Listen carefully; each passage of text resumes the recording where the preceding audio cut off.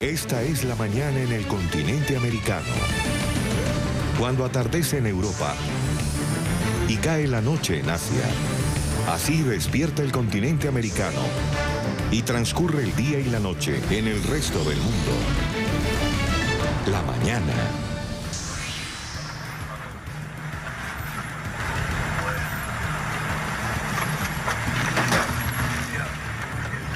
Bueno, y en un impresionante suceso han colisionado varios autos en una autopista repleta de nieve. Casi nula la visibilidad. Esto ocasionó que los vehículos se deslizaran sin poder detenerse. El choque masivo ocurrió en una carretera en Michigan, en Estados Unidos. Y a propósito de qué?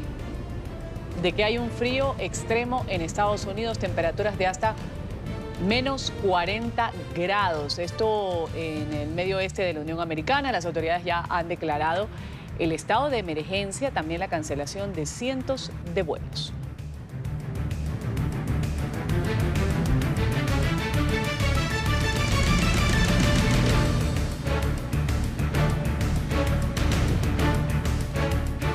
Un buen día, estamos 30 de enero del 2019. Ruth del Salto los saluda como cada mañana con el acontecer internacional. La agenda se centra el día de hoy en Venezuela, donde va a haber un día de marcha. Los seguidores del presidente encargado, Juan Guaidó, van a salir el día de hoy, este miércoles, de nuevo a las calles para exigir la renuncia de Nicolás Maduro, para pedir a la Fuerza Armada que retire su apoyo al régimen y también se ponga del lado del pueblo. La ofensiva seguirá el próximo sábado con otra gran marcha.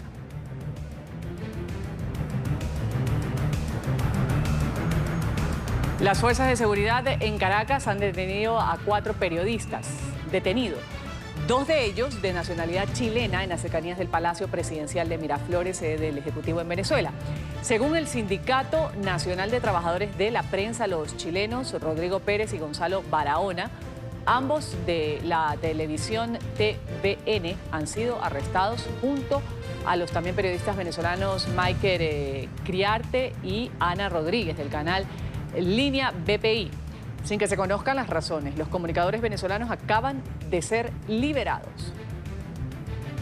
Desde las 10 de la noche de este 29 de enero y hasta casi las 8 de la mañana de este 30 de enero, los reporteros Michael Iriarte y Ana Rodríguez estuvieron detenidos arbitrariamente en el Palacio de Miraflores. Acaban de ser liberados. Y Nicolás Maduro se encuentra en el batallón de infantería mecanizada Simón Bolívar en Fuerte Tiuna, en Caracas. Imágenes de esta hora, el motivo, los ejercicios militares bicentenario del Congreso de Angostura. Maduro, que está acompañado de Cilia Flores, su esposa, también el alto mando militar, ha hablado de lealtad y de luchar contra el imperialismo. En este mundo nadie respeta a los débiles. Mande a discreción, general. ¡A discreción! En este mundo nadie respeta a los débiles, a los cobardes, a los traidores. Nadie los respeta. En este mundo se respeta a los valientes, a los patriotas, a los corajudos, a los que están unidos, a los fuertes. Es el mundo que se respeta a los fuertes. Así que hagámonos respetar. Tenemos con qué, sabemos cómo.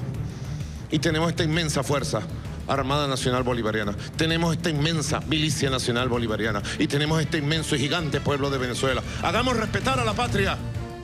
Y en las últimas horas, Nicolás Maduro ha hablado con la agencia de noticias rusa RIA Novosti de la posibilidad de adelantar a las elecciones legislativas en Venezuela, pero ha rechazado modificar la fecha para los comicios presidenciales. Las declaraciones se conocen horas después de que el madurista Tribunal Supremo de Justicia prohibiera al presidente encargado Juan Guaidó la salida del país y bloqueara sus cuentas.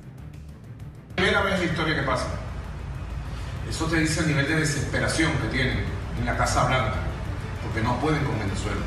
Es muy delicado. ¿Qué estoy haciendo yo? Ejerciendo mi liderazgo, mi comandancia en jefe constitucional.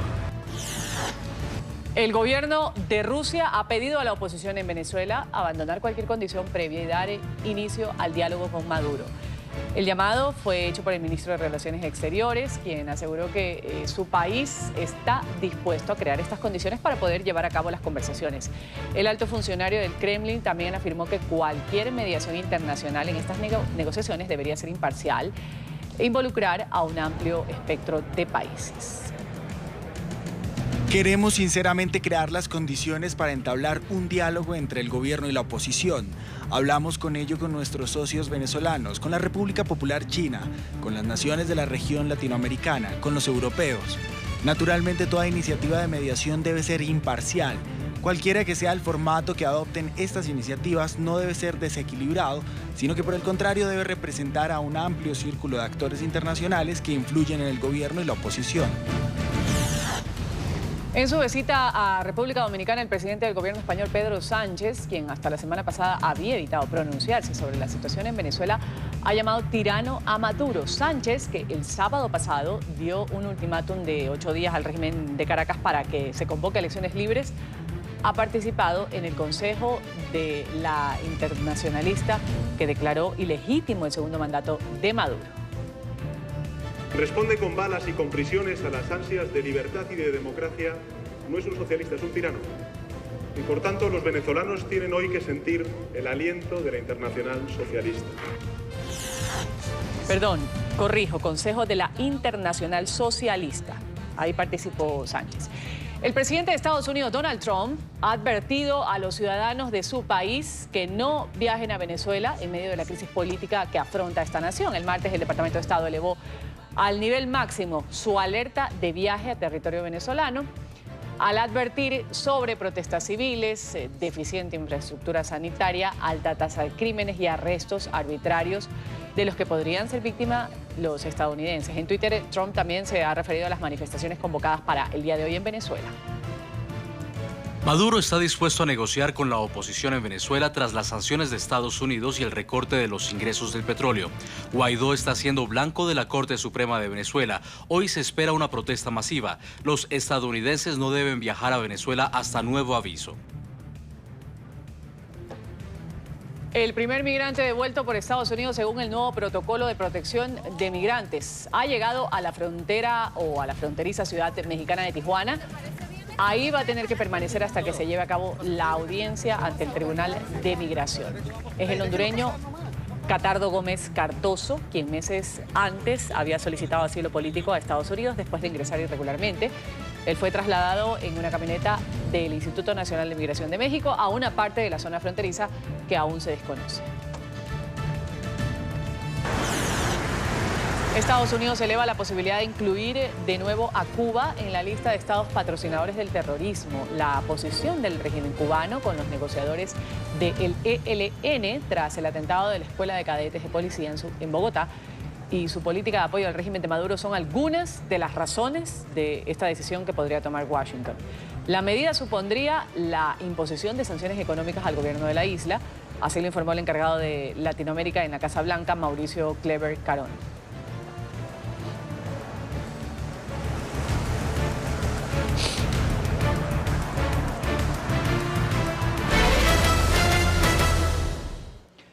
En Nicaragua hay preocupación, también indignación en el gremio periodístico. En condiciones deplorables e inhumanas se encuentran detenidos los comunicadores sociales Miguel Mora y Lucía Pineda. Ellos están privados de libertad por el régimen de Daniel Ortega.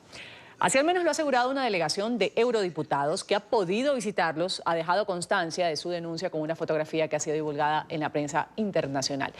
Exigen la libertad inmediata de estos reporteros. También en un video que le fue grabado a Pineda, ella agradeció a la comunidad internacional que se preocupara por la crisis sociopolítica en el país centroamericano. Mora y Pineda permanecen presos desde el 21 de diciembre pasado, cuando un operativo policial ingresó a las instalaciones del canal 100% Noticias, lo clausuró y ambos fueron arrestados. Según cifras de organizaciones no gubernamentales, se han dado más de 600 arrestos, presos políticos desde el inicio de las protestas contra Daniel Ortega. El mensaje que le quiero dar pues al pueblo de Nicaragua, al mundo, es que sigan orando por Nicaragua. Ya, después sigan orando y gracias, ¿verdad?, por la presencia de ustedes, porque esto viene de la mano de Dios, así lo veo yo, ¿verdad?, de que ustedes están acá y también movió corazones en el gobierno para que nos permitieran entrar a ustedes. Entonces, lo que les digo es eso, oración y que queremos pues siempre la libertad, ya, porque aquí no somos delincuentes. En mi caso, yo soy periodista. Vamos a saludar en Costa Rica a Alejandro Ubau. Él es tío de Lucía Pineda, periodista nicaragüense privada de libertad. Un buen día, gracias por estar con nosotros, señor Ubau. Muy buenos días, muchas gracias a ustedes. Gracias también por atender esta llamada. Sabemos la situación por la que está pasando su familia, donde se ha hablado del gremio que tiene preocupación, indignación también por la situación en la que se encuentra su sobrina y otro colega. ¿Qué es lo que su familia puede determinar cuando se habla de condiciones deplorables e inhumanas en las que estaría detenida su sobrina? Bien, tiene que ver principalmente con el tema logístico propiamente en la prisión. Este centro de detención es un tenebroso centro de torturas conocido a través de la historia de Nicaragua, desde la dictadura anterior de Anastasio Somoza a la dictadura actual del señor Ortega. Muy malas condiciones, no les dejan ver el sol, duermen en el suelo casi siempre. En fin, la familia le lleva todos los días los alimentos, no siempre ha habido garantía de que se les entrega. Se las someten a interrogatorios de hasta 30 interrogatorios en 2 días, según nos comentó ella misma la primera vez que pudimos verla, después de un mes de estar prácticamente secuestrada. Y pues principalmente esas condiciones ha generado también de que se le vaya poco a poco afectando la salud. Sin embargo, ella está estable, ¿verdad? Hasta el día que visitaron los eurodiputados estas cárceles y pudieron entrevistarse con ellos. Mantienen los periodistas su criterio, su inquebrantable vocación del servicio periodístico. En fin, ellos están con una alta moral y muy claros de que lo que han hecho, su principal delito para el gobierno ha sido de que ellos han hecho de su oficio el uso de las libertades de prensa, pensamiento y expresión que cualquier pueblo en cualquier país civilizado tiene derecho, además de que son derechos constitucionales que el gobierno ha suprimido en este proceso tan lamentable, en esta crisis sociopolítica que ha dejado tantas personas fallecidas, tantas personas desaparecidas y más de 600 presos políticos. En fin, esa crisis ellos lo que hicieron fue comunicarla, lo que hicieron fue trasladarle a la opinión pública la crudeza de esas realidades, de esas protestas que el pueblo lo hizo cívicamente y el gobierno reprimió militarmente, ¿verdad? Y además de una manera desproporcionada, tal y como lo han verificado los organismos multilaterales de derechos humanos. La OEA, la Comisión Interamericana de Derechos Humanos, un grupo especial de expertos independientes. En fin, la misma comunidad europea lo ha verificado. Un impacto. Alejandro, justamente eso es lo que se denuncia, ¿no? Que hay una poca libertad de expresión con el gobierno de Nicaragua, quien se manifiesta en contra o cuestiona a Daniel Ortega como lo hacen otros regímenes o gobiernos, mal llamados gobiernos, en la región, pues son censurados. En este caso, su sobrina, tengo entendido que estaba haciendo sus labores de reportería, estaba trabajando, estaba en la sala de redacción, pero en la hoja de quien la fue a arrestar, de la policía, lo que consta en esta cárcel, ¿por qué detienen a su sobrina? Porque no pueden ponerle solo por el delito de ser comunicadora. ¿Cuál es el argumento? ¿Por qué la detienen? Bien, cuando ellos son secuestrados por la policía, acompañada de paramilitares, porque ese es un tema también que vale la pena que la opinión pública lo conozca, y es que la policía se hace acompañar de paramilitares armados, hacen equipo y así han intimidado a la población y así siguen secuestrando jóvenes y comunicadores, ¿verdad? Ayer mismo habían secuestrado, detenido un periodista de radio. Ellos no muestran, según lo plantea Lucía también, ellos no muestran una orden judicial para detenerlos. Ellos ingresan al canal de televisión, secuestran al director del canal, don Miguel Mora, y posteriormente secuestran también a Lucía y a la esposa de don Miguel Mora, que también es periodista. No les mencionan en ese momento cuáles son los cargos, simplemente los secuestran, los desaparecen por 2 días, y hasta los 2 días a puerta cerrada un juzgado pro gobierno, porque ese es otro gran tema también. El Poder Judicial está de rodillas ante el partido de gobierno, por lo tanto no hay independencia de poderes ni tampoco autonomía en el Poder Judicial. A los 2 días a ellas y a él se los presentan a un juez y les levantan cargos por terrorismo, incitación al odio, entre otros cargos absurdos que le han aplicado a todos los presos políticos. Pero entonces, para el gobierno hacer uso de la libertad de prensa, la libertad de expresión y la libertad de pensamiento son actos terroristas. Entonces, esos son los cargos principalmente. Vamos a agradecer a Alejandro Ubau, el tío de Lucía Pineda, periodista nicaragüense que está privada de su libertad desde diciembre pasado. Gracias por estar con nosotros con la denuncia en NTN 24. Un buen día para usted. Muchas gracias a ustedes.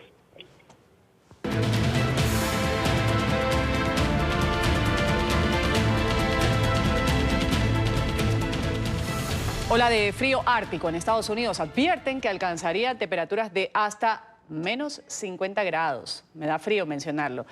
A medida que el frío se adueña de gran parte de Estados Unidos, el reporte lo tenemos inmediatamente con Alejandro Rincón desde Nueva York. Alejandro, según lo comentábamos tú y yo hoy día en el chat, hay quienes aseguran que una persona se puede congelar en 10 minutos, que es lo que están diciendo las autoridades, y han alertado a que en ciertas zonas es mejor quedarse en casa.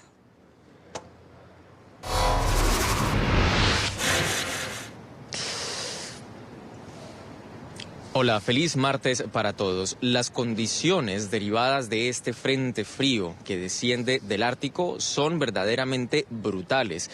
Un adjetivo que verdaderamente no se queda corto precisamente por esa predicción. Una rápida exposición a la intemperie en tan bajas condiciones de temperatura realmente pueden llegar a hacer que el cuerpo sienta hipotermia en cuestión de minutos. De acuerdo con las predicciones del Servicio de Meteorología de los Estados Unidos, el 72% de la región continental de los Estados Unidos, es decir, donde hay ahora mismo 212 millones de personas, sentirán temperaturas que oscilan sobre los menos 17 grados centígrados. 83 millones de personas más, es decir, un 25% del área continental de los Estados Unidos, sentirán temperaturas que son inferiores. Entre las ciudades grandes que están cubiertas por este frente frío, Chicago es la que va a estar recibiendo la mayor parte de esta afectación. Allí, por ejemplo, las temperaturas en promedio en el día estarán sobre los menos 20, menos 30 grados centígrados. El tráfico aéreo en esta ciudad, por ejemplo, ya ha visto la cancelación de por lo menos 2.700 vuelos. El servicio de trenes de Amtrak también ha sido completamente detenido por cuenta de las bajas temperaturas. En toda la región afectada por esta ola de frío, por ejemplo, hay 10 estados en donde el servicio normal del correo ha sido cancelado, dado que las condiciones para los trabajadores son completamente difíciles para que puedan desempeñar sus labores. Y en regiones como, por ejemplo, Minnesota, se pronostica que las temperaturas descenderán hasta los menos 50 grados centígrados. Condiciones verdaderamente preocupantes y peligrosas. De hecho, el Servicio Meteorológico de los Estados Unidos considera que este es el aire más frío que Estados Unidos va a sentir por lo menos en toda una generación. Entre tanto, aquí en la ciudad de Nueva York, el descenso de las temperaturas será progresivo en las próximas horas. Ahora mismo estamos alrededor de los menos 10 grados Celsius. Sin embargo, en la noche de este miércoles y en el transcurso de este jueves se espera que caiga aún más. Y en esta región de la Unión Americana podríamos llegar a sentir temperaturas que oscilan sobre los menos 20 e incluso menos 27 grados centígrados. Todas estas condiciones son extremas. Las medidas de precaución y los llamados de las autoridades, por supuesto, son consecuentes. a que la gente en la medida de lo posible esté siempre resguardada y evite en la mayor medida posible exposiciones largas al medio ambiente. Es toda la información que tenemos para ustedes por ahora. Continúen con el Centro Internacional de Noticias. Alejandro, gracias por tu reporte desde lo que va a suceder o lo que sucede ya en Estados Unidos con esta ola de frío. Vamos a Florida, donde las autoridades han detenido a un joven que ha sido acusado de asesinar a sus propios padres. Según relatan las autoridades, era adicto a la pornografía, le había robado a su familia algunos miles de dólares. Paola Serna tiene la historia. Paola. Hola, ¿qué tal? Muy buenos días. Grant Amato, de 29 años, fue detenido por las autoridades del condado Seminole. Esto en el centro del estado de la Florida. Se le acusa de haber asesinado a sus padres y a su hermano. De acuerdo con los documentos de la policía, Amato confesó que el año pasado había tenido problemas al hurtar cerca o más de $200,000 a sus familiares para enviar a un sitio pornográfico en Bulgaria. La adicción a estas páginas web para adultos habría sido el motivo por el cual los padres dieron un ultimátum que si seguía utilizando este tipo de redes sociales para adultos, lo expulsarían de su hogar. Había estado internado en Fort Lauderdale para un tratamiento justamente que tendría que ver con esta adicción a los sitios de pornografía. Sin embargo, no lo culminó y volvió a su hogar. El padre le advirtió que si tenía nuevamente contacto con una mujer, con esta mujer que él dice es su novia en Bulgaria, lo expulsaría del hogar. Logró el padre determinar que a través de Twitter seguían con esta relación y fue por eso que decidió sacarlo de la vivienda. Sin embargo, Amato ha negado ser el asesino de sus padres. Gracias a la información que fue proveída por los trabajadores, por las personas que trabajaban con el hermano de Amato, pues se pudo dar a conocer que estas personas habían sido asesinadas en su vivienda, ya que Cody, el hermano de Grant, no se presentó a trabajar. Cuando llegaron a la residencia, vieron que los padres habían sido asesinados con tiro de gracia y también el hermano de Grant Amato. Él ha sido ahora acusado de triple homicidio en primer grado. La información desde Miami, soy Paola Serna. Continúen ustedes con más desde nuestros estudios centrales. Muy buenos días. Sí, siga, por favor. Gracias. Siéntese. Buenos días. Ah, papá, mira, esta es la aspirante de la que nos habló Gutiérrez. Ya, mucho gusto. Usted es la niña que trabajaba para Manuel José Becerra en el Banco Montreal, ¿no es cierto? Sí, señor. Trabajé con él durante un año para el área internacional. Ya, sí, gracias. Pues siéntese, por favor, siéntese y empiece una vez más, sí, por favor. Gracias. Trabajé con él durante un año en el área internacional, mientras hacía un posgrado en finanzas. Entré al banco por recomendación del rector de la universidad. Sí. De eso nos pudimos dar cuenta en su hoja de vida. Tiene más que méritos para ser secretaria de presidencia. Pero cuénteme una cosa, ¿usted sí conoce algo del mundo de la moda? No, en realidad no. Pero conozco esta empresa. Sé que es una de las de mayor crecimiento en el área de la confección, que tuvo ventas por más de 60.000 millones de pesos, tuvo una utilidad operacional de 10.000 millones y 4.000 millones de utilidad neta, que cuenta con un patrimonio de alrededor 50 millones de dólares y que tiene 14 puntos de ventas en todo el país. También sé que están exportando a varios países y que hacen presencia constante en las ferias internacionales. Un momento, señorita. ¿De dónde saca usted todos esos datos? ¿Por qué ponemos esta escena de la telenovela? Una de las más famosas a nivel mundial, se podría decir, porque ha fallecido el brillante libretista colombiano Fernando Gaitán, autor de Betty la Fea, de Café con aroma de mujer, también otro clásico. Falleció a los 58 años, víctima de un infarto. Esta telenovela, Yo soy Betty la Fea, es una obra maestra del maestro Gaitán, emitida en el 1999 hasta el 2001, luego de paralizar a Colombia entera. Las adaptaciones de la exitosa telenovela fueron vistas en 180 países, traducidas a 25 idiomas. Betty hace parte del libro de récords Guinness. Vamos ahora a conocer cómo sus amigos y familiares, los amigos y familiares de Fernando Gaitán, lo despiden el día de hoy. NTN 24, en el lugar de la noticia con Andrea Jaramillo. Andrea, un buen día. Buen día, Ruth, para ti y para todos los televidentes. Hasta ahora los saludamos desde la funeraria Gaviria. Esto queda ubicado en la calle 98, en el norte de la capital colombiana. A este punto se esperan que lleguen los familiares, los amigos, los seguidores de Fernando Gaitán. Alrededor del mediodía comenzaría la velación de este maestro. Ya lo decía usted, para nosotros los colombianos, Fernando Gaitán es el genio de la televisión. Lo recordamos por producciones, por ejemplo, como Café con aroma de mujer, ya le decía, como Azúcar, Guajira, Hasta que la plata nos separe. Pero Yo soy Betty la Fea, sin duda alguna, marcó historia. Fue vista en más de 100 países, doblada en 25 idiomas. Seguramente usted ahí en casa recuerda, por ejemplo, la versión mexicana protagonizada por Angélica Vale, o la versión chilena por Denise Rosenthal, o incluso la norteamericana por América Ferrera. Ugly Betty ganó innumerables premios, entre ellos Globos de Oro, y por eso los colombianos nos sentimos orgullosos de la obra de Fernando Gaitán, porque logró cambiar la imagen de nuestro país en el exterior, logró cruzar fronteras, y hoy lo recordamos. Qué pena, porque murió una persona que hacía mucho por sacarnos de esa violencia y tanta agresividad, y utilizó un lenguaje muy bonito y mostró la sencillez de nuestro país. Captó la sintonía del público. Eso, el horario de las 2 de la tarde, nadie lo tocaba, porque esa era Betty la Fea. A nosotros no se nos van a olvidar los personajes, el mensajero, Betty, Don Armando, o sea, me parece muy bacana, la novela a mí me pareció muy bacana. Es una gran pérdida para Colombia, o sea, él creo que marcó muchas cosas en la televisión colombiana. No, muy triste para nuestro país, para todo el tema de telenovelas, o sea, después de él, ¿quién? No sé. Fernando Gaitán nació aquí en la ciudad de Bogotá en el año 1960. Era un gran amigo de sus amigos, un productor y un libretista impecable. De hecho, dicen los actores y las personas que trabajaron con él que muchas veces esos libretos llegaban tan solo minutos y horas antes de comenzar a grabar. Era que él era perfeccionista y se enamoraba de cada uno de sus personajes.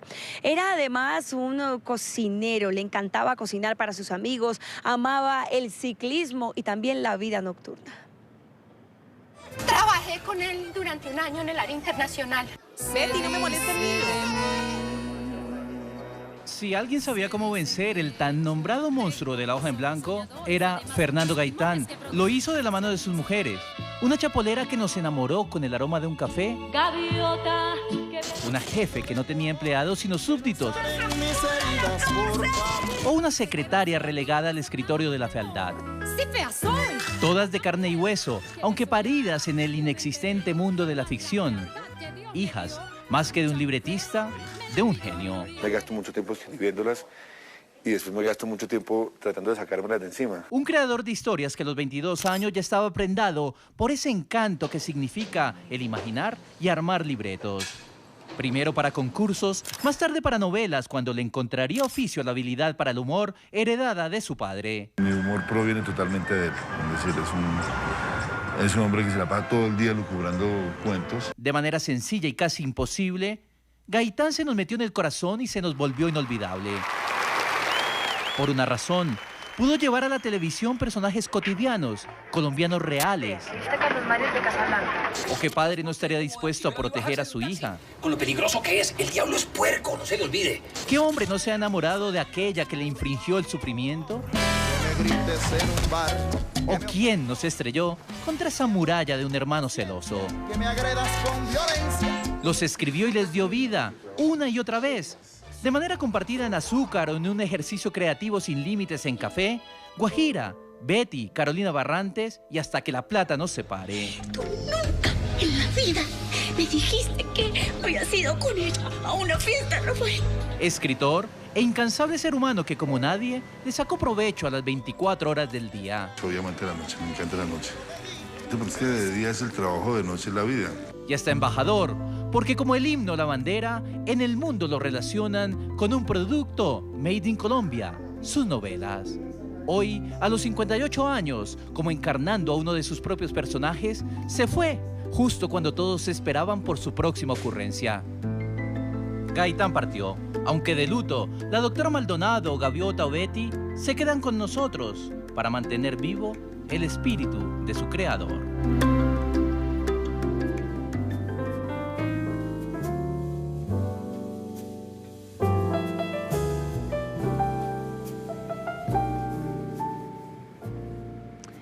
Fernando Gaitán se encontraba trabajando en un proyecto, una nueva adaptación de la serie original de Betty la Fea que se llama Betty en Nueva York y que será estrenada por la cadena Telemundo en Estados Unidos el 6 de febrero. Ruth, pero quiero nombrar un tema y es esa escena que ustedes estaban viendo justo antes de darnos paso aquí a la funeraria Gaviria, una escena memorable de Betty la Fea. Eso ocurrió precisamente en el segundo capítulo, cuando Beatriz Pinzón va a hacer esa entrevista temida con don Armando para lograr su puesto en Ecomoda. ¿Sabe una cosa? Eso representa realmente lo que Fernando Gaitán quería transmitir con sus obras. Él decía que la televisión en Colombia era un perfecto transmisor de comportamientos y de valores y que por eso cada uno de sus personajes representaban a ese colombiano luchador, ese colombiano que se la rebusca, que trabaja, que estudia para evitar los otros males de la calle. Precisamente por eso esa escena es tan memorable, porque representa a esa mujer que iba a buscar un trabajo que necesitaba. Por eso y más, hoy recordamos a Fernando Gaitán, que aunque ya no esté,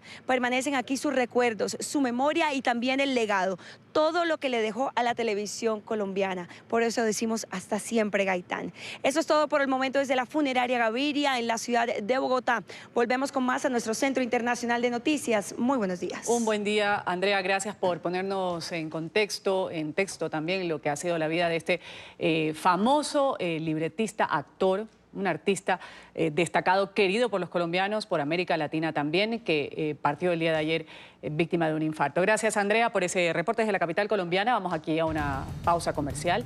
Y cuando retornemos vamos a hablar del presidente Donald Trump, que asegura que Nicolás Maduro está dispuesto a negociar con la oposición. Ya regresamos con La Mañana.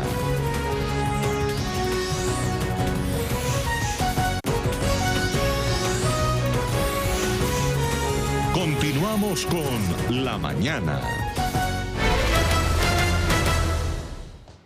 Venimos con noticias del presidente Donald Trump, que ha asegurado que Nicolás Maduro está dispuesto a negociar con la oposición. Estas declaraciones ocurren horas después de que funcionarios venezolanos del gobierno del presidente encargado Juan Guaidó se reunieran con altos representantes de Estados Unidos, entre ellos el vicepresidente Mike Pence. Vamos a saludar a Emiliana Molina, periodista de NTN 24, quien tiene el informe a esta hora. Adelante, Emiliana.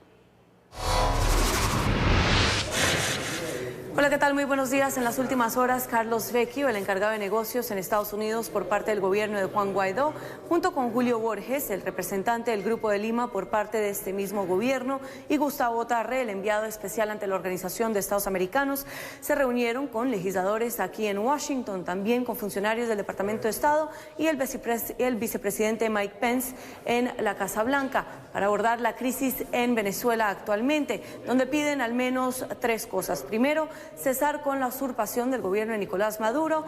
2, elecciones libres. Y 3, un gobierno electo democráticamente. Queremos agradecer a la administración Trump, al presidente y vicepresidente por su compromiso en favor de nuestra lucha para restaurar la democracia en Venezuela.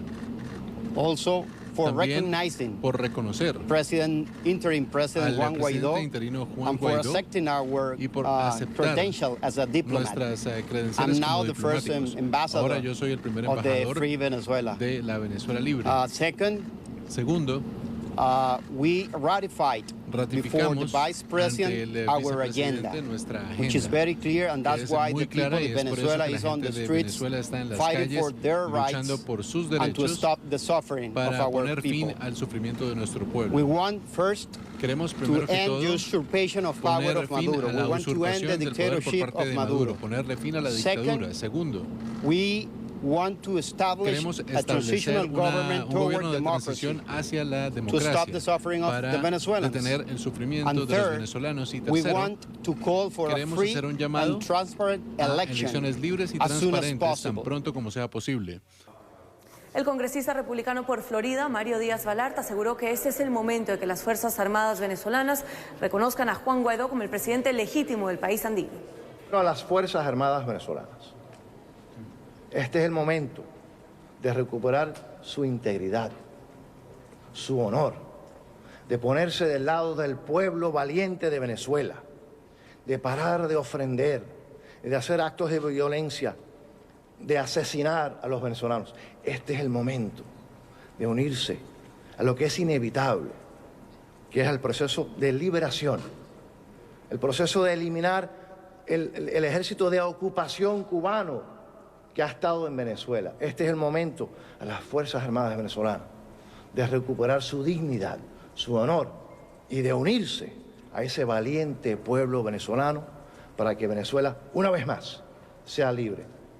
Vecchio también asegura que le expresó a los congresistas estadounidenses las recientes preocupaciones por las amenazas que ha recibido el presidente encargado Juan Guaidó, mientras que el Departamento de Estado estadounidense emitió una alerta y le pide a los ciudadanos americanos no viajar a Venezuela debido al aumento de riesgos y la situación en el país andino.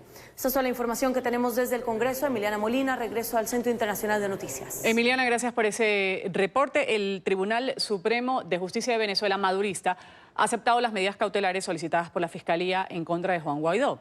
Los magistrados han acordado iniciar una investigación en contra del presidente interino, así también como la prohibición de su salida del país hasta que no culmine dicha indagatoria. También le han congelado sus bienes inmuebles, cuentas bancarias también. La noticia enseguida con nuestra periodista en Caracas, Daniela Zambrano, y las primeras reacciones que tuvo Juan Guaidó, quien se mostró no sorprendido con todo esto que estaba sucediendo. Daniela, adelante.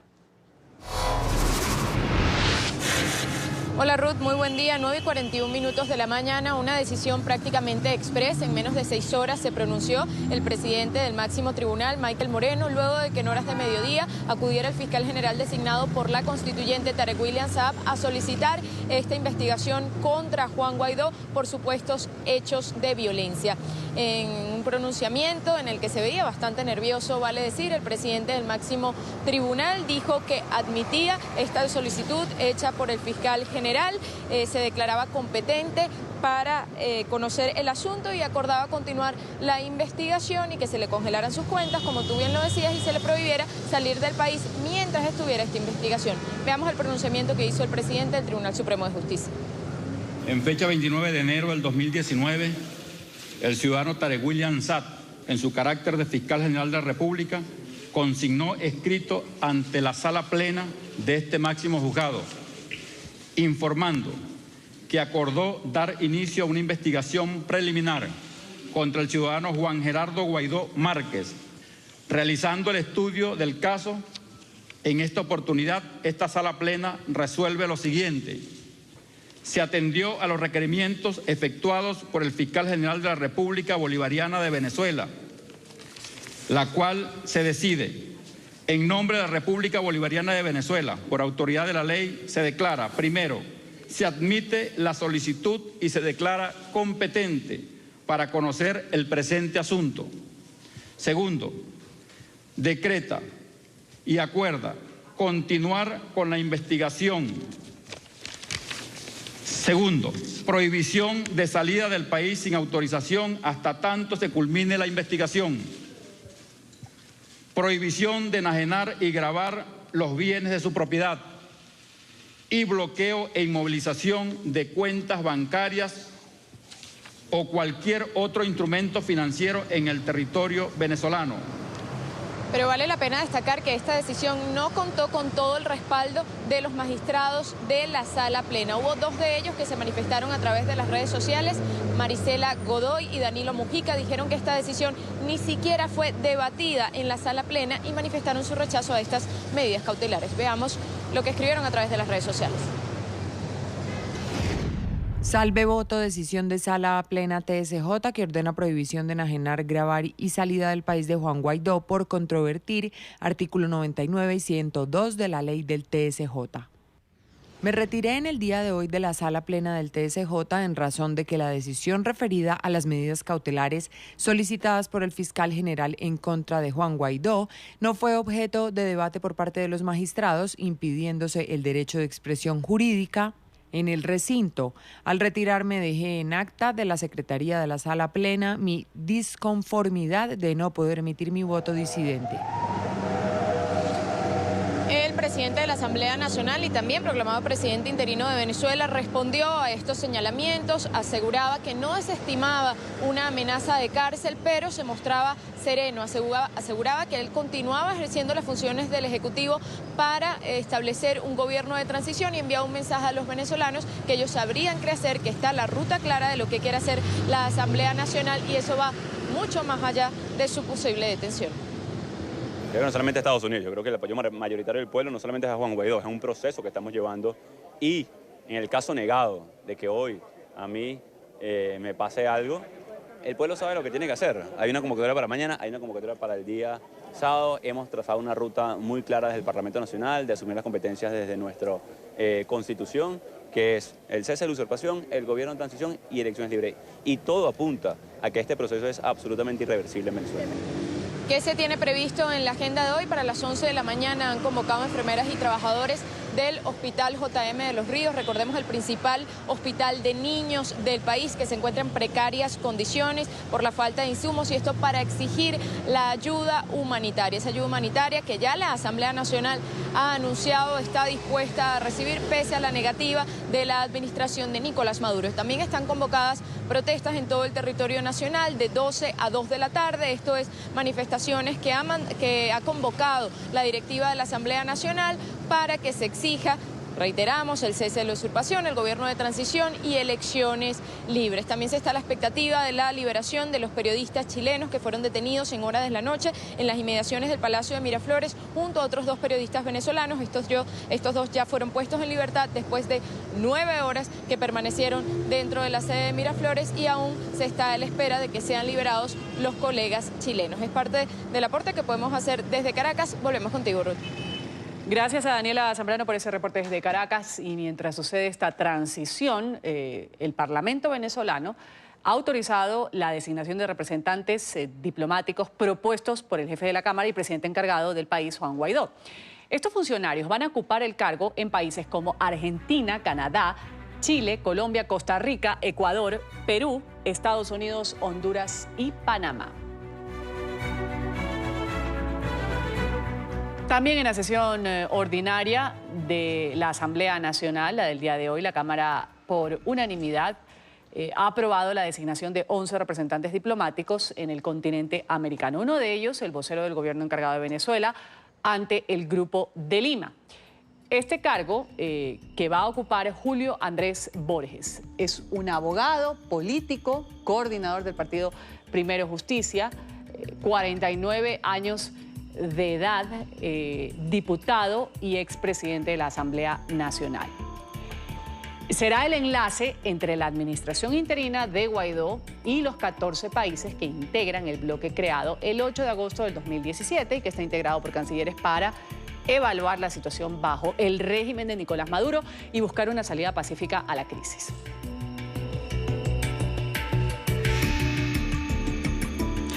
Para llevar las relaciones bilaterales entre Venezuela y Estados Unidos fue designado Carlos Vecchio, lo escuchábamos hace un momento, dirigente del partido político Voluntad Popular, la misma organización de Juan Guaidó, preso político también, y la misma organización del preso político Leopoldo López. Es abogado, se desempeñó como director de la organización no gubernamental Ciudadanía Activa, que velaba por los derechos humanos de los venezolanos. Actualmente reside en Estados Unidos, país al que llegó tras la persecución política del régimen madurista. Ya el secretario de Estado de la Unión Americana ha aceptado su nombramiento.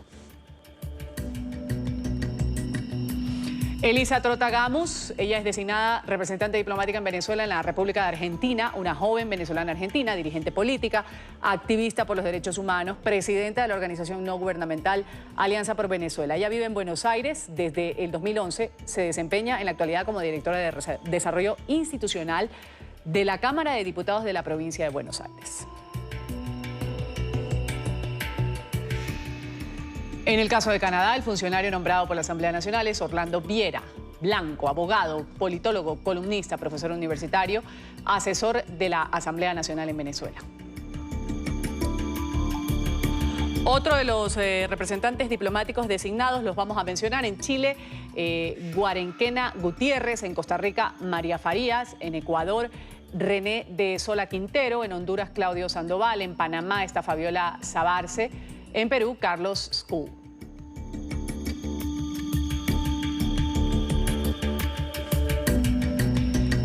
Con este repaso de nombres de las dignidades que han sido mencionadas para representar a Venezuela en el extranjero, vamos aquí a un pequeño corte comercial. Enseguida vamos a volver con las últimas horas de usuarios de redes sociales, donde han reportado el movimiento de tanques, también de vehículos militares en la ciudad colombiana de Cúcuta, cerca a la frontera con Venezuela. Ya volvemos. Ya regresamos con La Mañana.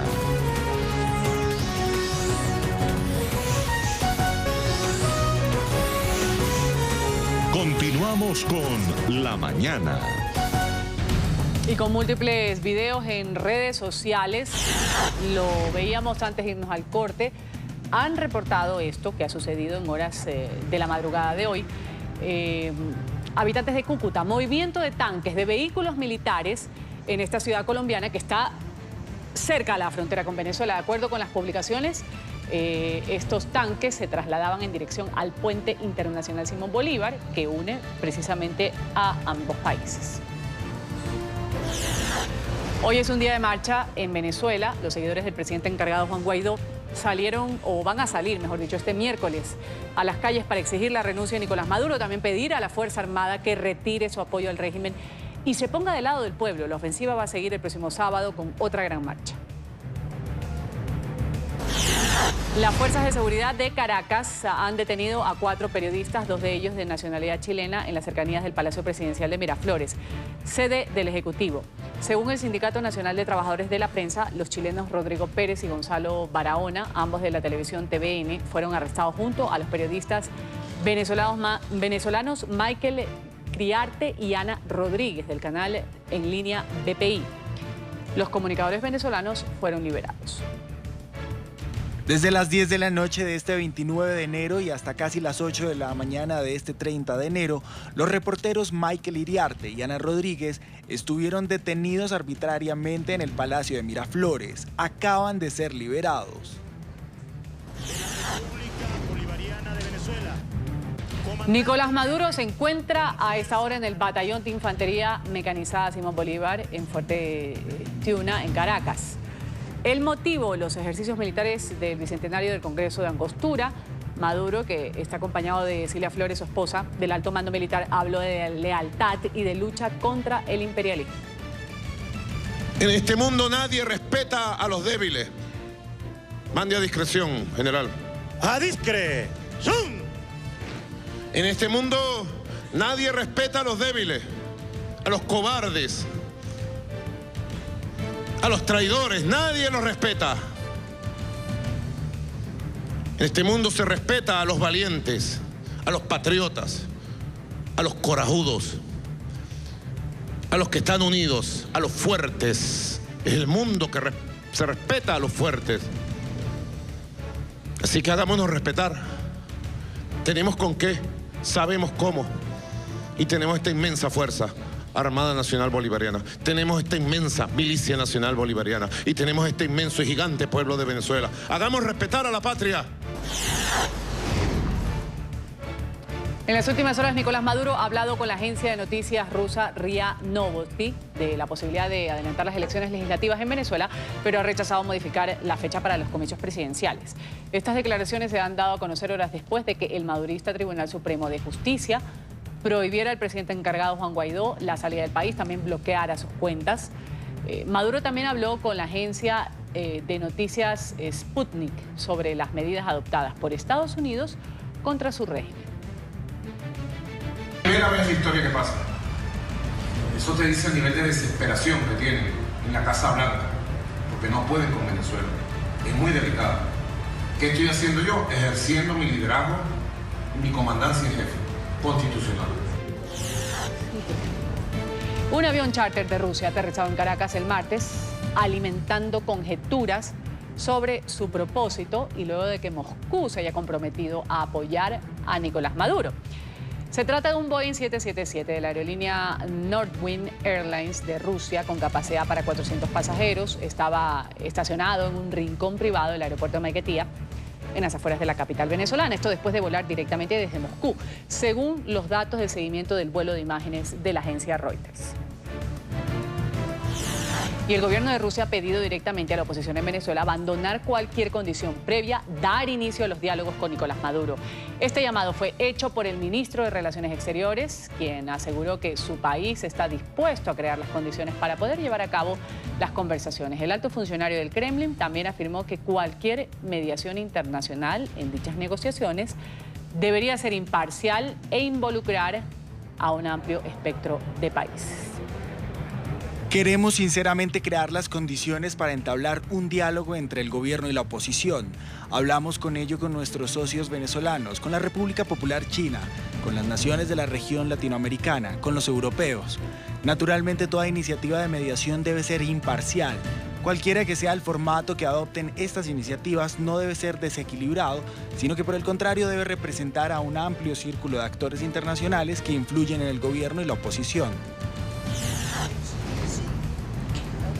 El presidente de Estados Unidos, Donald Trump, ha advertido a los ciudadanos de su país que no viajen a Venezuela. Esto en medio de la crisis política que afronta esta nación. Este martes, el Departamento de Estado ha elevado al nivel máximo su alerta de viaje a territorio venezolano al advertir sobre protestas civiles, deficiencia de infraestructura sanitaria, alta tasa de crímenes, arrestos también arbitrarios de los que podrían ser víctimas los estadounidenses. En Twitter, Trump también se refirió a manifestaciones convocadas para el día de hoy en Venezuela.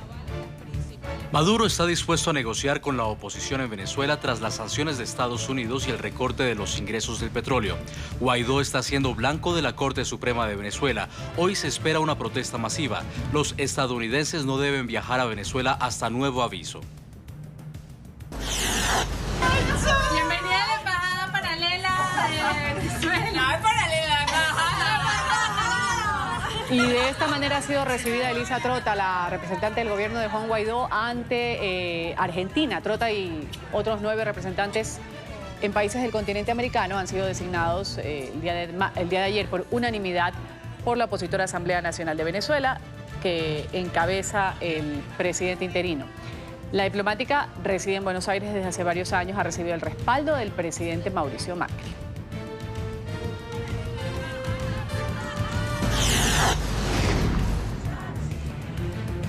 Con cantos y oraciones, familiares de las víctimas del accidente minero en Brasil se han reunido durante la noche de este martes para rendir un homenaje en compañía de residentes de la zona. El colapso de la presa en la montañosa región de Pastoreo ha causado la muerte de 84 personas. Entre tanto, los equipos de rescate mantienen las labores de búsqueda de 276 residentes que permanecen desaparecidos.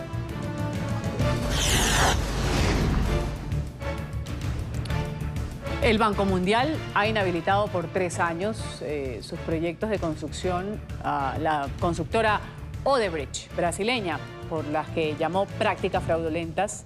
El veto impide la participación de la multinacional en proyectos financiados por esta institución. Odebrecht, según ha reconocido la propia firma, pagó comisiones a agentes comerciales que ayudaron a las empresas o a esta empresa a obtener información confidencial en procesos de precalificación y licitación. Esta madrugada la justicia de Brasil ratificó la decisión de la Policía Federal y negó un pedido de la defensa del expresidente Luis Ignacio Lula da Silva para que dejara temporalmente la cárcel. El exmandatario busca asistir al funeral de su hermano mayor, quien falleció el día de ayer en la localidad de São Bernardo do Campo, en Sao Paulo. La Policía Federal afirmó que no es posible el traslado de Lula por cuestiones de logística. El medio oeste de Estados Unidos se ha declarado ahí estado de emergencia por una ola de frío polar. Se han cancelado cientos de vuelos. Se prevé una sensación térmica de hasta menos 48 grados en el norte de Illinois. En Minneapolis las clases han sido canceladas para el día de hoy. Se vaticinan unas temperaturas gélidas no vistas desde hace un cuarto de siglo. La tormenta Gabriel ha dejado a París y también a otras ciudades del norte de Francia cubiertas por hasta 10 centímetros de nieve. Las autoridades reportaron retrasos en ciertos aeropuertos de la región, problemas también en la circulación en algunas autopistas.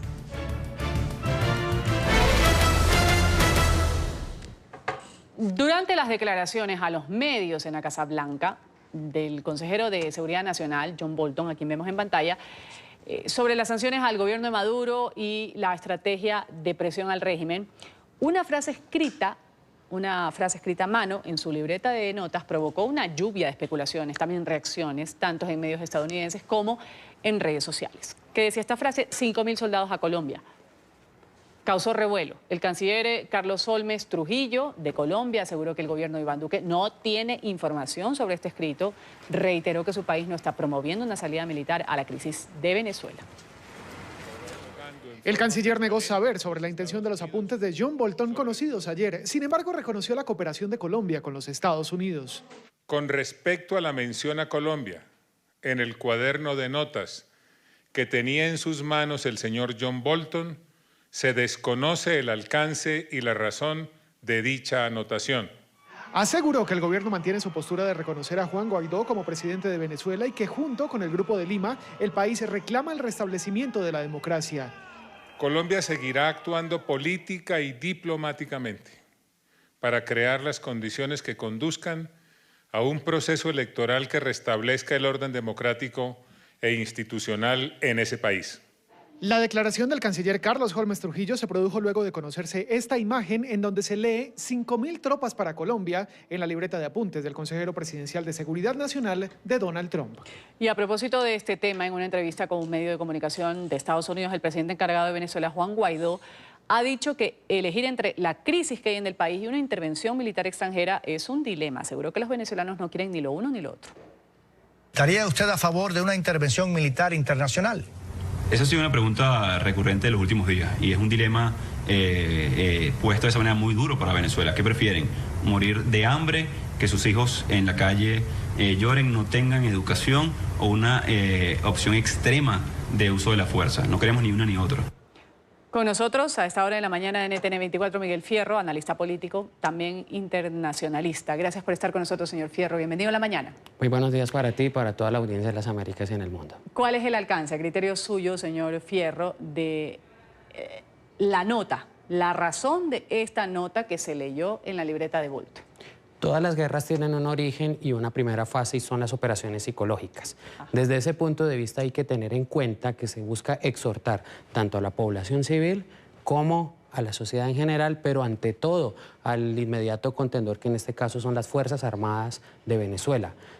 Hay que tener en cuenta que lo único que le queda a Nicolás Maduro, que no es algo menor, pero es lo único en cuanto a respaldos, es precisamente la Fuerza Armada, pero concretamente esa guardia petroliana que lo custodia, más los cubanos, el G2 que hace una fuerte presencia en Venezuela. Son estas personas que la mayoría están incursos en delitos de narcotráfico, que por ello se han conocido como el Cartel de los Soles, las que sostienen un régimen que ya tiene una laxitud, ya no tiene el respaldo nacional ni internacional, tan solo 9 países en el mundo hoy día lo apoyan. Con esas operaciones psicológicas lo que se busca es que aquellos militares de mando medio y sus oficiales subalternos de alguna manera acojan a la comunidad en Venezuela, al llamado de la comunidad internacional para dar una salida pacífica, democrática, de transición y no obedezcan a Nicolás Maduro. Esto evitaría sin lugar a dudas un conflicto bélico de grandes escalas, porque la salida de Venezuela,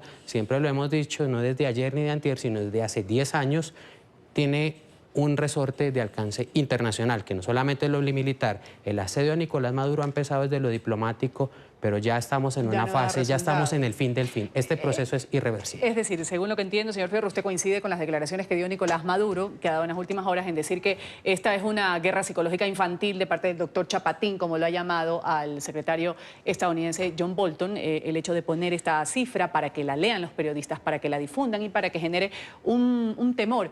En la Fuerza Armada de Venezuela, ¿usted cree que ellos se verían intimidados y por eso le quitarían el respaldo, que es una de las razones por las que el día de hoy los venezolanos han sido convocados a esta manifestación por parte de Juan Guaidó?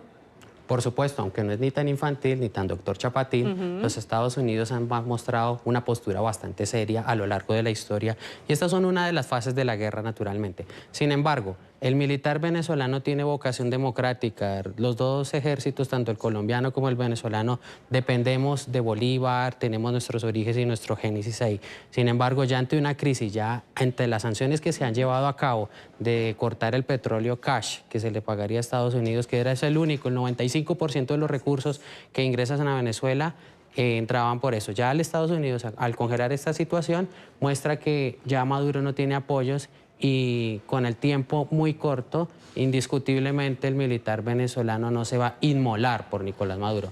Pero sí hay unos reductos que preocupan mucho, la alta presencia de Hezbollah en Venezuela y esa madriguera que se ha vuelto para los grupos armados en Colombia, concretamente hoy día el ELN. ¿Y el avión ruso, qué me puede decir? Que reportábamos hace un momento que se había visto en la pista en Maiquetía.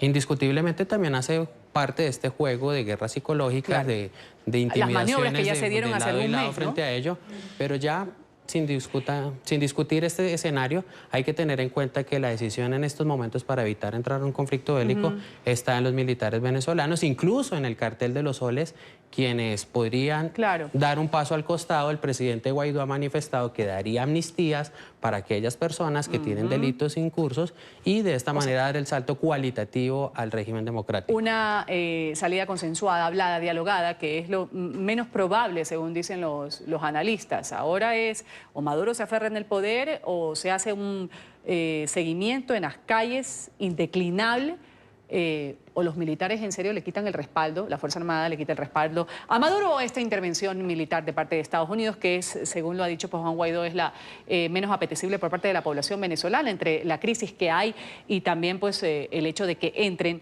a suelo venezolano los militares. Lo decíamos también hace un momento, los usuarios en redes sociales reportaban que en la madrugada de hoy se vieron unos tanques, vehículos militares en Cúcuta, cerca de la frontera con Venezuela. Mucho movimiento, decían que no era usual ver esto, que iban a dar al puente internacional Simón Bolívar, que sabemos une a ambos países. ¿De qué se trata esto? También es parte de... Indiscutiblemente tenemos 2.200 kilómetros de frontera bastante porosa entre Colombia y Venezuela.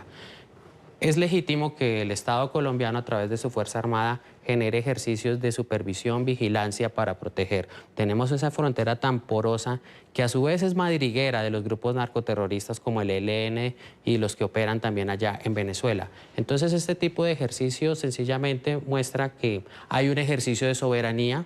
Colombia tiene un equipamiento militar bastante alto que lo puede y lo tiene que utilizar en todo el territorio nacional cuando a bien lo tenga. Esto no quiere decir de que es el primer ensayo, que estamos en comunión con las declaraciones del señor Bolton, no. Sencillamente... sino que llegue en un momento sensible, quizás. Estamos en un momento sensible, esto es indiscutible.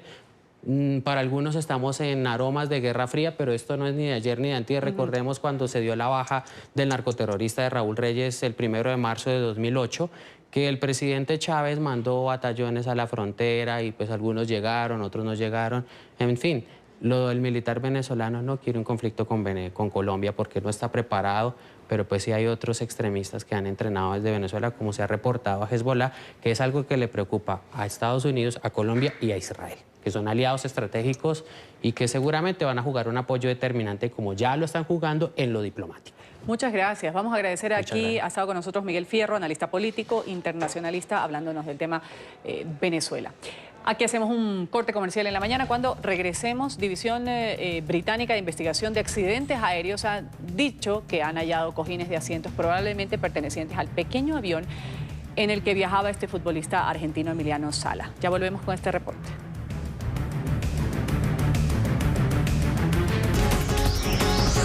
Ya regresamos con La Mañana.